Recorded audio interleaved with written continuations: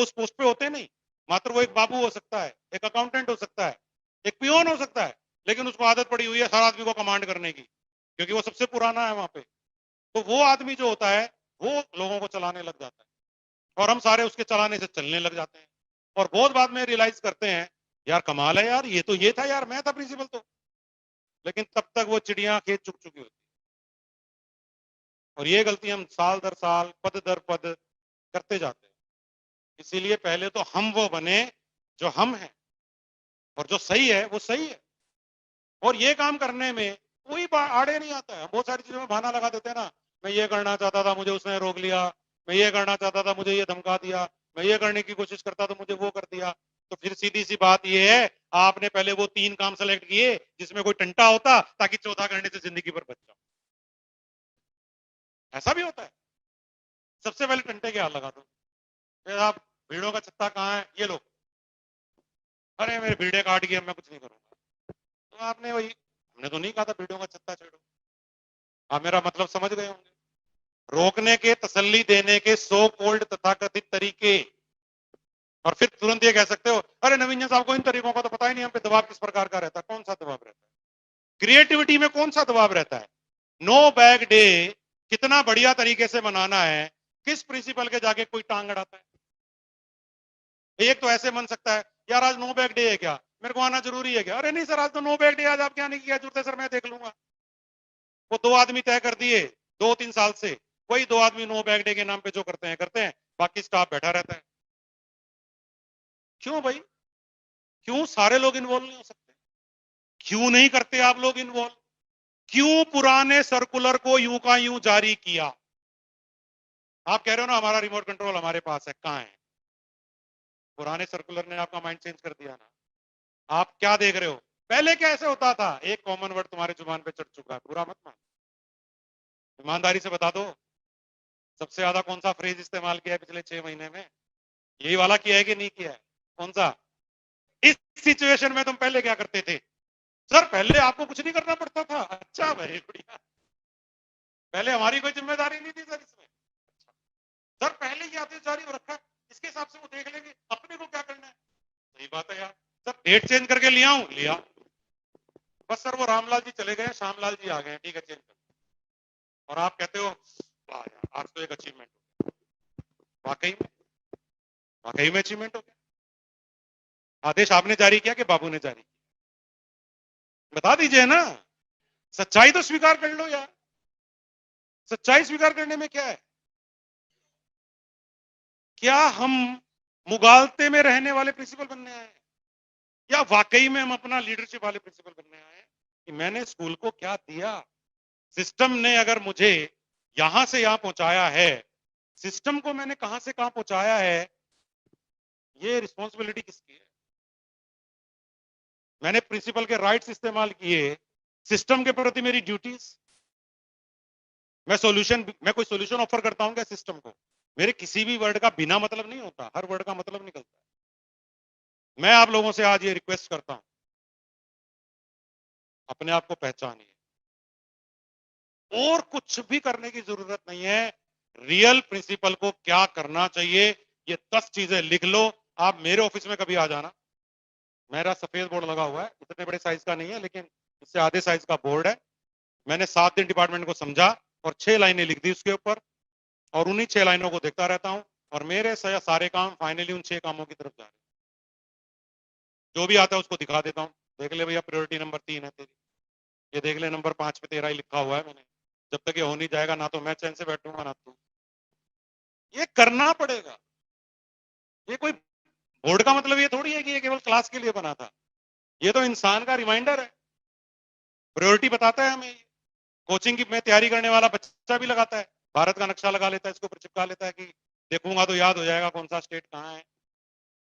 तो हर किसी का रिमाइंडर है, हर किसी का रिफ्रेशर है ये, और रिमाइंडर रिफ्रेशर तो होने ही चाहिए, क्योंकि वरना हमें बाद में पता चलेगा कि जिस पहाड़ पे मैं खड़ा था वो सबसे छोटा पहाड़ था, माउंट एवरेस्ट नहीं थी, वो तो ढंग से पहाड़ भी नहीं था।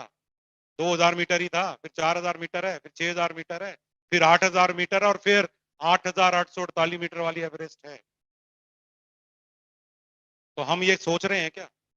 तो कृपया करके अपना रिमोट किसी के हाथ में नहीं दें हम लोग, अपना रिमोट बनाए ही नहीं, हमारा रिमोट हमारे हाथ में रहना चाहिए, हमारी जेब में रहना चाहिए, और हम अपनी प्रायोरिटी डिसाइड करेंगे।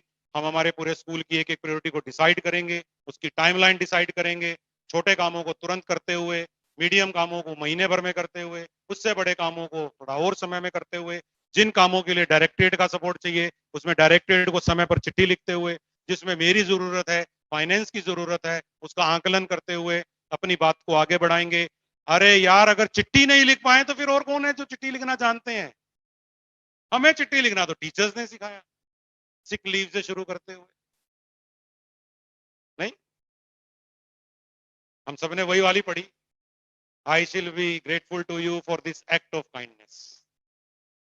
तो भाई अब ये समय आ गया इसको बाहर निकालने का, और ये चिट्ठी लिखने से आप बुरे नहीं हो जाते हो, अपनी बात बताना हमारा फर्ज है। कई लोग पता है क्या होते हैं, क्या करेगा चिट्ठी लिख के, कुछ होना तो है नहीं, आज तक कुछ हुआ है क्या? और अगला आदमी ये कहता है, जब तक आप मुझे लिखोगे नहीं, मुझे क्या पता, आप लिख देते तो मैं ये इंतजाम कर देता। तो सवाल ये पैदा होता है, आपको लिखने में ही हर्ज है, और उससे तो आप करने की एक्सपेक्टेशन रख रहे हैं। लिखते जाइए, 15 दिन में रिमाइंडर लिखते जाइए।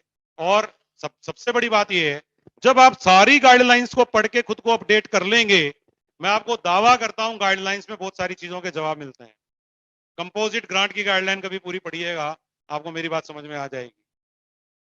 आपके पास जो स्टूडेंट फंड या कुछ फंड से जो पैसा होता है, उसके क्या उद्देश्य बताए गए हैं, कभी उसको पढ़ के देखिएगा, आपको पता लगेगा कि आप छोटी छोटी चीजों के लिए दुखी हो रहे थे।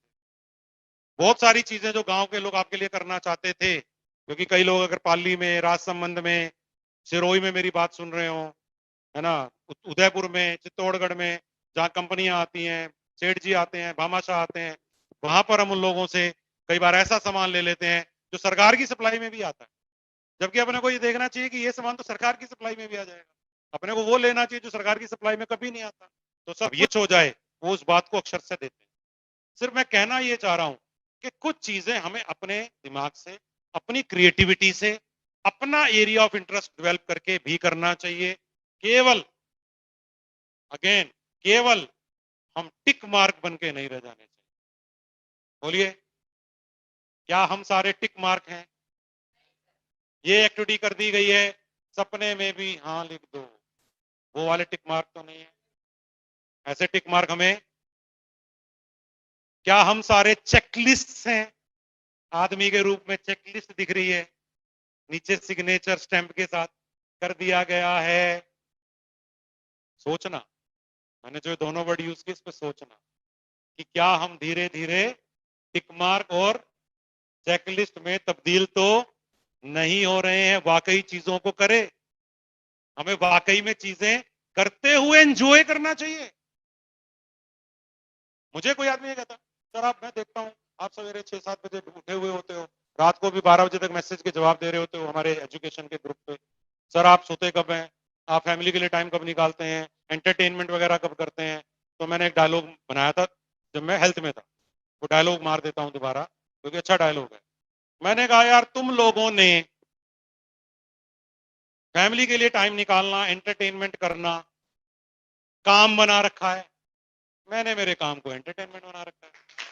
तो आप अगर अपने काम को एंटरटेनमेंट बनाएंगे, तो फिर ये नहीं देखना पड़ता ये क्या टाइम हुआ है, छुट्टी है कि नहीं है, कि खाना लेट हो गया, वो हो गया, सुख मिलेगा है। और इसकी कोई कंपैरिजन नहीं है। अगेन आप मेरे से कहोगे कैसा होता है, तो फिर वही डायलॉग ब्लैक एंड व्हाइट वाला, वो जब तक आप फील नहीं करोगे मैं आपको नहीं बता सकता। और रियली कह रहा हूं, ये मौका कितने लोगों को मिला हुआ है, आप मेरे को बताइए तो सही। 8 करोड़ के राजस्थान में ये मौका कितने लोगों के पास है कि उनके पास पूरी एक संस्था है चलाने के लिए? बताओ तो सही। 65,000 आप, 15,000 हेल्थ के इंस्टीट्यूशन है, सारे ऑफिस फॉरेस्ट के और रेवेन्यू के मिला दोगे 20,000, 1 लाख से 1,10,000 ऑफिस हो जाएंगे। और उनके पास भी ऑफिस में क्या है, 10 आदमी होंगे, 2 ऑफिसर है, 8 मिनिस्ट्रियल स्टाफ है, परंतु आपके पास तो 300 बच्चे, 500 बच्चे, 1,000 बच्चे, उनके पेरेंट्स, आप उनको कैसे पढ़ाते हो, अच्छे से पढ़ाते हो, कंप्यूटर भी पढ़ाते हो, व्यवसायिक शिक्षा भी पढ़ाते हो, तो आपके ऊपर है। कंप्यूटर क्लास चलती तो है सर, व्यवसायिक शिक्षा हाँ कोई आता तो है सर, लैब लगी तो हुई है सर, आपने देखी है? नहीं सर, ये देख, अगर मैं कमांड करना चाहता हूं मेरे पूरे संस्था को, तो ये 10 बातें याद करने में क्या दिक्कत है कि यहाँ इतने क्लास की पढ़ाई होती है, यहाँ एक स्मार्ट क्लास भी है, यहाँ एक आईसीटी लैब भी है, यहाँ व्यवसायिक प्रशिक्षण भी चलता है, और मुझे सारे बहुत बढ़िया तरीके से चलाने हैं। नहीं चल रहे हैं तो मैं खिंचाई करूंगा, मैं उस सामान को बाहर निकाल के यूज कराऊंगा, मैं बच्चों से फीडबैक लिया करूंगा। हमारे प्रिंसिपल थे बलबीर चंद गुप्ता, मैं हरियाणा में जिस स्कूल से पढ़ा, और वो बहुत सख्त आदमी थे। उनकी पिछले दिनों में 3री डेथ एनिवर्सरी थी, और हम सारे उनके पढ़ाए हुए बच्चे दुनिया में जहां कहीं हैं, फिजिकली तो नहीं जा पाते, लेकिन ऑनलाइन हम उनका 2-3 दिन धन्यवाद करते हैं कि साहब आप हमारी जिंदगी में आए, हमारी जिंदगी सुधर गई, क्योंकि आपने हमें अपने बच्चों की तरह मतलब पढ़ाया भी, गुस्सा भी किया, और उस समय चलो थोड़ा बहुत चलता था, लेकिन वो क्या कि अगर कोई क्लास में गड़बड़ करते, आ जाओ सारी क्लास, तो सारे डरते थे यार आज तो सारे पिटेंगे हम तो। मैं यहाँ पिटाई की वकालत नहीं कर रहा हूं, मैं उस आदमी के डेडिकेशन की वकालत कर रहा हूं। अभी तो ठीक है, चीजें धीरे धीरे बदल गई।